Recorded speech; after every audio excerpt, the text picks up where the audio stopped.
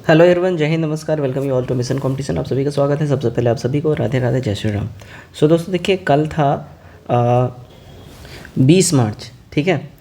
कल 20 मार्च के दिन बीपीएससी का कैलेंडर रिलीज़ किया गया और उस बीपीएससी कैलेंडर में काफ़ी चौंकाने वाली चीज़ें भी रहीं। देखिए, 71वीं बीपीएससी के बारे में कुछ बात नहीं किया गया, लेकिन इसके अलावा 2-3 ऐसी चीज़ों के बारे में बात किया गया है जो कि थोड़ा सा अनएक्सपेक्टेड था, ठीक है। जैसे कि एएसओ का बहाली, अभी सुबह में ही हम एएसओ के बहाली के ऊपर सब अपडेट दिए, उसके ऊपर में सिलेबस भी अभी लेके आएंगे। साथ ही साथ अभी देखिए बीपीएससी एलडीसी का भी घोषणा हो गया है, एग्जाम डेट भी दे दिया गया है, नोटिफिकेशन कब आ रहा है वो भी बात करेंगे, ठीक है। तो इसमें उम्र क्या है, योग्यता, चयन प्रक्रिया, एलिजिबिलिटी क्या रहेगी, सब कुछ डिटेल में बात करेंगे। Most important, exam date out है, यानी कि आपके पास लिमिटेड टाइम है, पढ़ना है पढ़ लीजिए, अन्यथा इफ़ बट करते रहिए। चलिए, सबसे पहले आप लोगों को हम ऑथेंटिक नोटिफिकेशन वगैरह ये सब दिखाते हैं, कैलेंडर दिखाते हैं। तो फ्रेंड्स देखिए, कल ये 20/3 को यहाँ पे कैलेंडर रिलीज़ किया गया था BSc, Bihar public service commission की ओर से।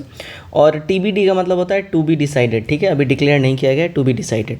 इसमें देखिए 70वीं के मेंस के बारे में पूरा डेट यहाँ पे दे दिया गया है। देखिएगा कि मेंस का रिटर्न कब होने वाला है और अभी रिजल्ट वगैरह टीबीडी यहाँ पे दे दिया गया है, ठीक है।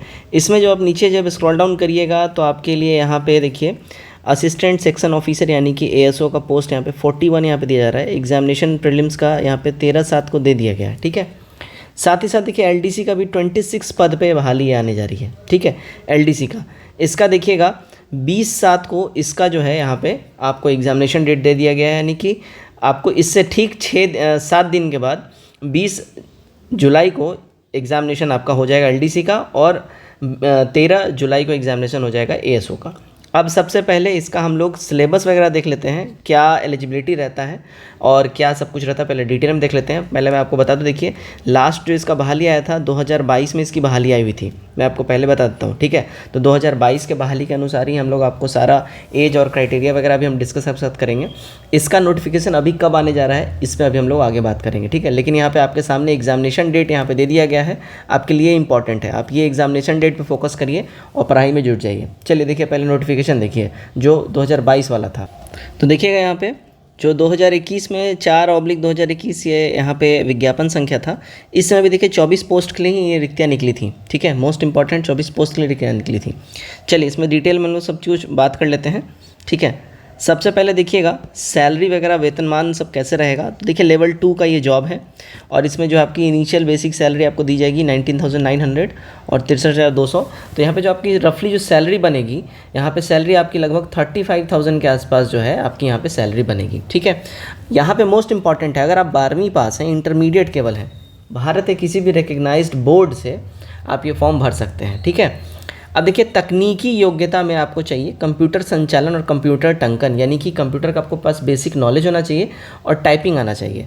शैक्षणिक योग्यता से संबंधित सभी प्रमाण पत्र, ऑनलाइन आवेदन भरने के अंतिम तिथि यानी 16/4। अब ये तो 16/4/2021 के हिसाब से बोल रहा है। अभी जो नोटिफिकेशन आएगा उसके हिसाब से जो नोटिफिकेशन डेट होगा उससे पहले आपका ये सारा डॉक्यूमेंट वगैरह रेडी करवा लीजिए, नहीं है तो। एज आपका काउंट किया जाएगा, देखिए 1/8/2021 वो जो भराया था उसी साल से काउंट किया जा रहा है। आपका काउंट होगा 1/8/2024, ठीक है। यहाँ से आपका 18 वर्ष कम से कम होना चाहिए और फिर मैक्सिमम 37 ईयर्स, और अनारक्षित पुरुष महिला सबके लिए 40 वर्ष, अनुसूचित जाति जनजाति के महिला पुरुष सबके लिए 42 वर्ष, ऐसे रहता है, ठीक है। अब यहाँ पर जो इम्पॉर्टेंट चीज़ ये समझिएगा, इसमें आपको जो है ना हिंदी टाइपिंग आनी चाहिए, ये बहुत इम्पॉर्टेंट है। हिंदी टाइपिंग आनी कंपलसरी है। अब देखिएगा यहाँ पे टाइपिंग टेस्ट आपसे लिया जाएगा, कैलेंडर में ही पूरा यहाँ पे बता दिया गया है कि टाइपिंग टेस्ट आपसे होगा, और इस टाइपिंग टेस्ट में जो है आपका हिंदी और इंग्लिश दोनों ही टाइपिंग होगा। और आपका हिंदी भी टाइपिंग अगर आप कर रखे हैं तो आपको एक अपर हैंड मिल जाएगा, अपर एज मिल जाएगा, क्योंकि हिंदी वालों को प्राथमिकता दी जाएगी। अब देखिए अगर आप लोगों के पास कोई भी डॉक्यूमेंट अभी नहीं है, डॉक्यूमेंट की व्यवस्था करा लीजिए, क्योंकि जो वैकेंसी भरने का जो डेट होता है उससे पहले कहीं सारा डॉक्यूमेंट हो जाना चाहिए, इस बात का ध्यान रखिएगा। तो डॉक्यूमेंट वगैरह में कुछ ये किंतु परंतु मत करिए। अब देखिए चयन प्रक्रिया समझिएगा, लिखित परीक्षा 2 चरणों में आयोजित की जाएगी, जिसमें प्रथम चरण प्रारंभिक परीक्षा था, द्वितीय चरण जो है मुख्य परीक्षा का होगा। प्रारंभिक एवं मुख्य परीक्षा दोनों ही आपका वस्तुनिष्ठ होगा, यानी एमसीक्यू होगा, ठीक है, मल्टीपल चॉइस क्वेश्चन होगा। अब इसमें देखिए सिलेबस आपका क्या है, सिलेबस यहाँ पे दे दिया गया है। देखिएगा सामान्य अध्ययन, इससे प्रश्न 50 होंगे और सामान्य विज्ञान और गणित मिला के 50 प्रश्न होगा, ठीक है। मानसिक क्षमता और यानी लॉजिक से, जांच से। रीजनिंग से 50 प्रश्न होंगे, यानी कुल मिला के 150 प्रश्न होंगे। अब यहाँ समझिएगा, ये जो पूरा का पूरा जो सिलेबस है, ये +2 इंटर लेवल वाला सिलेबस आपके सामने चिपका दिया गया है। जैसे ASO में जो पूरा सिलेबस था वो क्या था, CGL वाला था, उसी तरह ये भी वही चीज़ है। 2.25 घंटे का पेपर होगा और प्रत्येक गलत उत्तर के लिए 1 अंक की कटौती की जाएगी और सही के लिए 4 अंक दिया जाएगा। नेगेटिव आपका 1/4 हो गया, ठीक है, नेगेटिव आपका 1/4 हो जाता है, इस बात का ध्यान रखिएगा, राइट। अब सिलेबस यहाँ देख लीजिए, सामान्य अध्ययन, इसमें जो है प्रश्न सामान्य अध्ययन में जो है बेसिकली आपका जो करंट अफेयर्स इन सब से रिलेटेड प्रश्न रहता है, तो उन सब का आपको ज्ञान होना चाहिए दिन प्रतिदिन, और वैज्ञानिक जानकारी।